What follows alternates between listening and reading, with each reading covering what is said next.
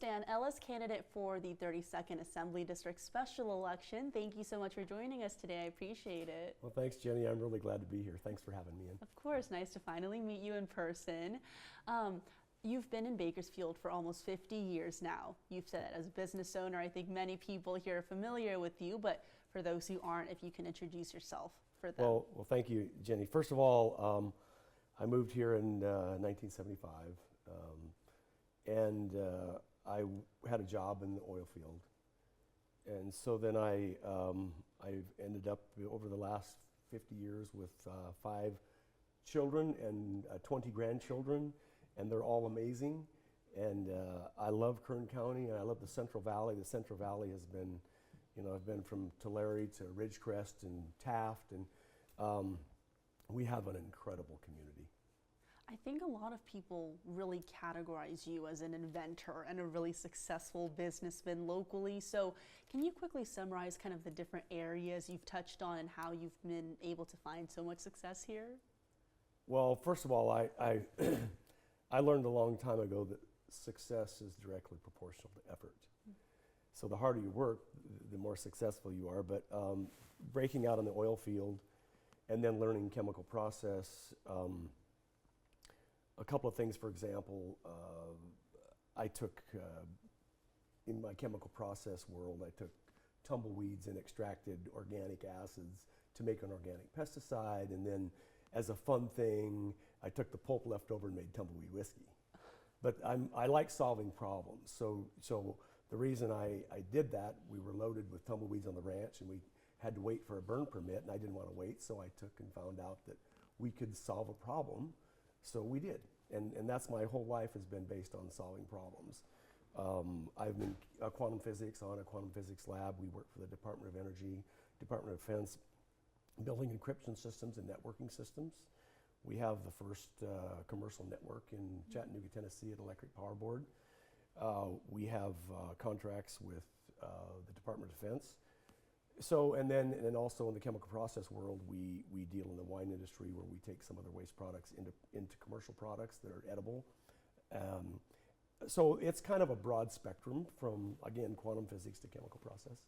And on the topic of quantum physics, I know you mentioned on the Ralph Bailey show, you might actually have a position under President-elect Donald Trump as part of his quantum physics team? Yes, so what happened was, because we're dealing with the Department of Energy, they recommended me as a candidate for the quantum czar, but that's not even in my wheelhouse. There was an appointee to a quantum committee that was 2 days a year. And so I want to serve the Central Valley, and I'm certainly pro-Trump. And I'm certainly would be honored to be a little piece of that, but my commitment is here.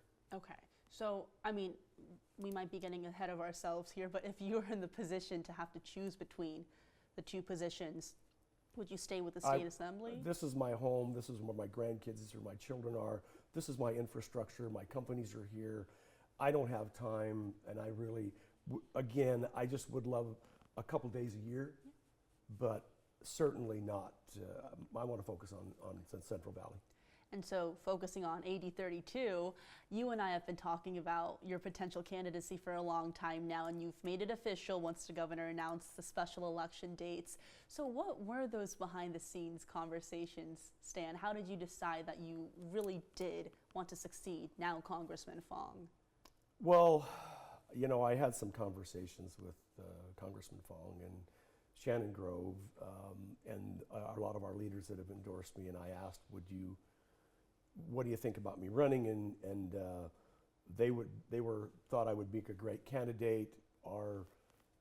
Some people, a couple of friends of mine think I'm nuts. Why would I go to Sacramento and fight that bureaucracy? And my answer is, it's time to give back. It's time to use my technical background and my success to enhance and reach across the aisle and communicate and try to solve problems. You mentioned that bureaucracy in Sacramento. It's, it's a Democratic supermajority, as you well know. I think one of the frustrations Congressman Fong often shares is having to be in the minority in Sacramento. So for you to have to step into that role of being the Republican minority up there compared to the majority here, how do you plan to tackle that? So I feel like I've been in the minority my whole life as far as starting a small company and working with regulation that is overburdensome to business, and everything that I've ever done in business, you feel like you're in the minority because you're always fighting and you're always working hard to overcome those obstacles. So I feel like I can take that knowledge to Sacramento and succeed and reach across the aisle and use science and use technical background to help solve issues.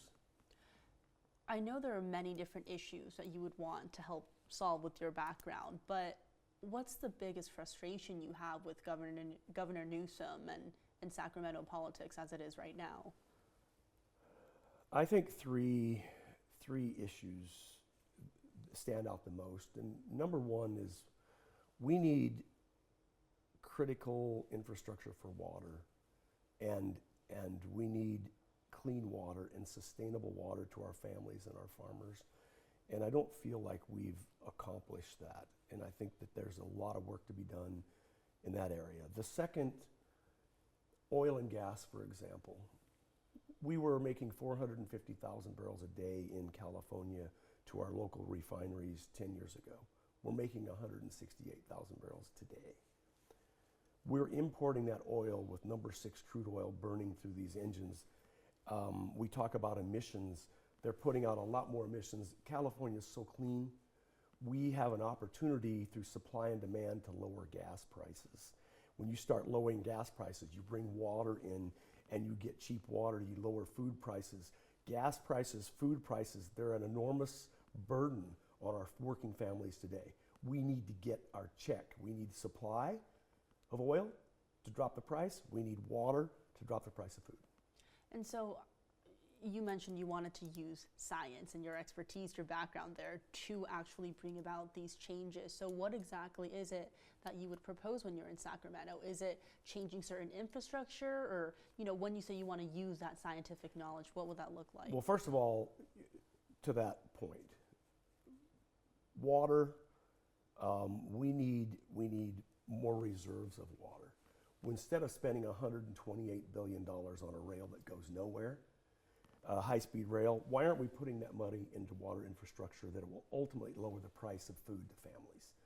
Why aren't we drilling for more oil and gas so we can get a higher supply? So to answer your question, what would I specifically do in the background in science? I understand biologically the endangered species that we're looking at, which aren't even indigenous to this area.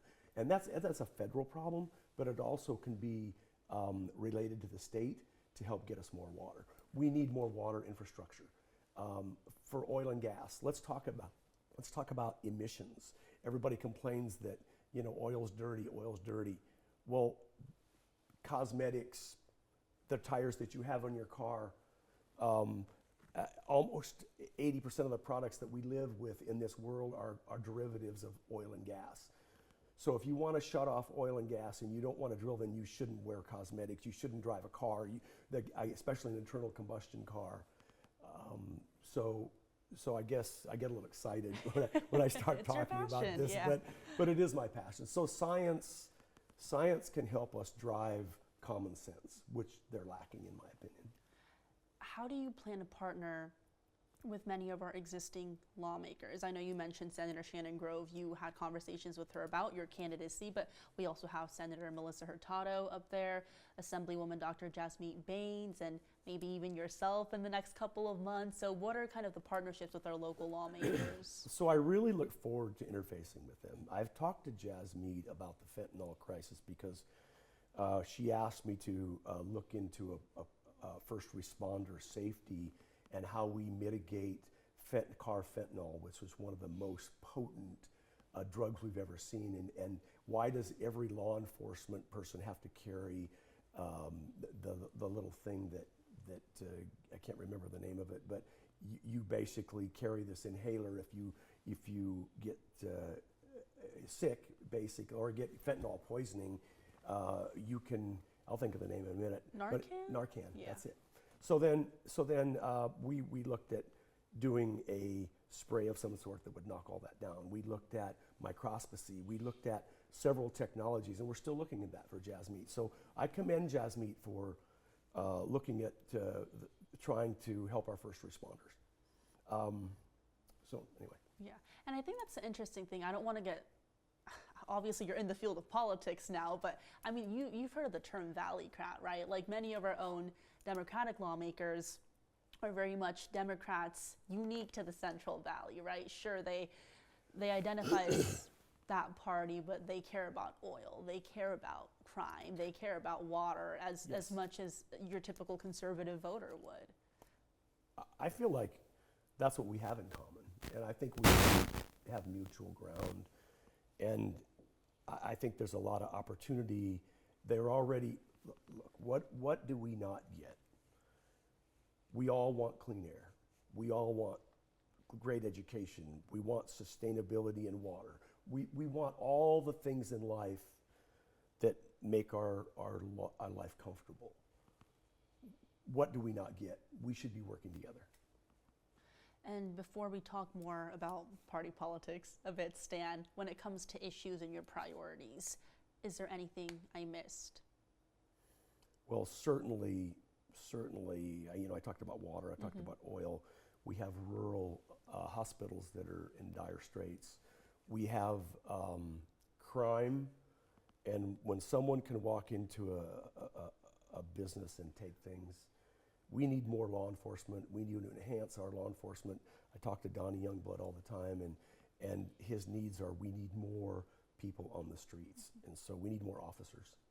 I mean, I think the biggest problem that local lawmakers talk about when it comes to law enforcement is just retention, but also getting them in the first place, right? It's just getting that manpower. I'm not sure how that can be resolved at the state level and can trickle down kind of locally, but I think that comes from funding.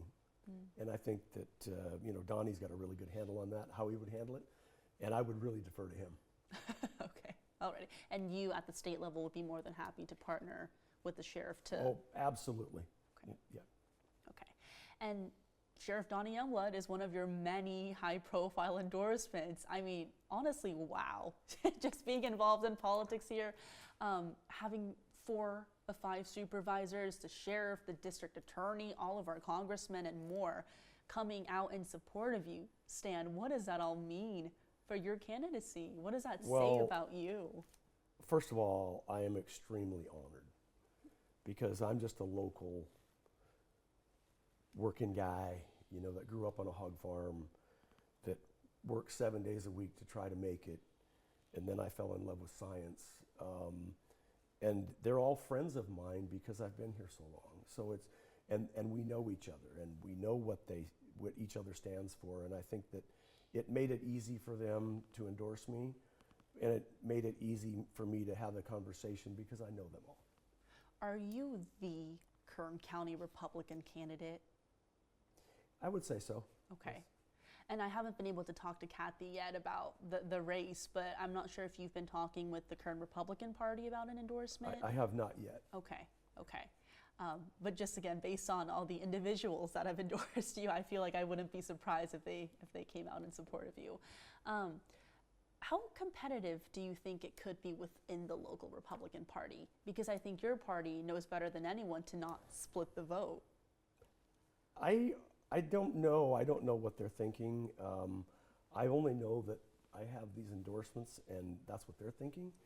And I want to focus on, again, hard work. Hard work always wins. Whoever gets in the race, whoever does, I'm just going to work hard. And I just spoke with I think she's, at least as of now, she's your only confirmed opponent at this point, Dr. Chris Cruz-Boone, who's a registered Democrat. I spoke with her just before you got here, Stan. She came out and really differentiated herself from you by saying she's not that millionaire, right? She's a parent, she has that experience. And that's really why she said she's that change candidate. She's different from you. What is your response to that, and also your response to her candidacy? Well, first of all, the response to her candidacy is awesome. I congratulate anyone that wants to get in the race and support their community. I commend that. I don't know her. I know that I came here in 1975 with a broke down Ford car and a wife and 2 kids, and I work 7 days a week. So I don't know that I can speak to where she's coming from. What is your response to, even out there, you mentioned some people have been saying you're elitist or not, those types of critiques, right? Maybe the stereotype people might have of you if they don't know who you are. Yeah. What is your response to those adjectives Well, of yourself? again, I was raised on a pig farm. I've been through a lot of manual labor in my life, and I drive a white pickup truck. So if I'm an elitist, then I guess that makes most people in Kern County elitist. But you're just here to make change. You're just running to make Kern County a better place. I want to sustain I want to improve the working man and the working woman's way of life by decreasing the regulation, getting gas prices down, and getting food prices down so people can make a decent living. And I want to quickly touch on your history running for politics. I know back in 2006 was your first time, right? Yes. It was also for Yes. what was then the 32nd Assembly Yes, District. yes. Gene Fuller ended up being the candidate of choice here, Yes. but you ran back then, Yes. and then you also, threw your name in the ring for Speaker McCarthy's seat once he resigned, and then you Yes. endorsed Congressman Vince Vaughn immediately after he Yes. joined the race. Yes. Can we kind of touch on the 2006 candidacy and then the CD20 candidacy? Yes, Gene Fuller was a much better candidate than I was and made a great representative. I really grew to adore her. I think she's awesome, and she actually came from an environment that probably did a lot. I ran for the wrong reasons. I ran because I was upset at overregulation. I didn't really have the big picture at the time, and it was the best thing that ever happened to me was not winning that seat. She was amazing. And then fast forward to the the election with Vince Vaughn. I was concerned that Vince would not get through the Secretary of State issues that he had being on both ballots. So I went down, I called Vince, I said, hey, what do you think? I'll go sign up. I'll be a candidate if you can't make it, because I don't want to leave our constituency unrepresented. When he got through the legal woes, I automatically stepped down and endorsed him. Okay. I didn't know there was a lot of behind the scenes Yes. planning on Yes. that. Okay. And when it comes to the 80-32 special election, I think a lot of political insiders still kind of point their fingers at Speaker McCarthy, just the timing of his resignation and then the lawsuit with Congressman Fong. I'm just curious, have you been in conversation with Speaker McCarthy at all about your candidacy or the future of the Assembly District? I have not, but I also want to say that he served our community for a lot of years, and I don't know what went on behind the scenes, so I can't answer to any of that. And Stan, I think that's it for me. I mean, you know that I've been really looking forward to talking with you about your candidacy, about how the special election is going to play out. So, I mean, the primary's in February, the general election is in April. What is campaigning going to look like for you in the next few months? Just hard work, getting out to understand the voters, what their concerns are. I already know a lot of people in this community, but I want to understand and touch everyone so I understand their needs, and then I want to represent them. And how do you communicate to voters who might be kind of confused as to why there's another election, or perhaps who are quite frankly exhausted from the back-to-back elections we've had? I would tell you that I'm one of those people. I'm a little tired of these back-to-back elections myself, so I get how they feel. However, what it is what it is, so let's get through it, and let's get up to Sacramento, and let's get to work. Stan, again, I think that's it for me. Anything else I missed when it comes to your campaign, your candidacy? No, just hard work always wins, and thank you, Jenny, for having me in today. Thank you for coming in. I appreciate it, Stan. Good luck on your campaign. Thank you.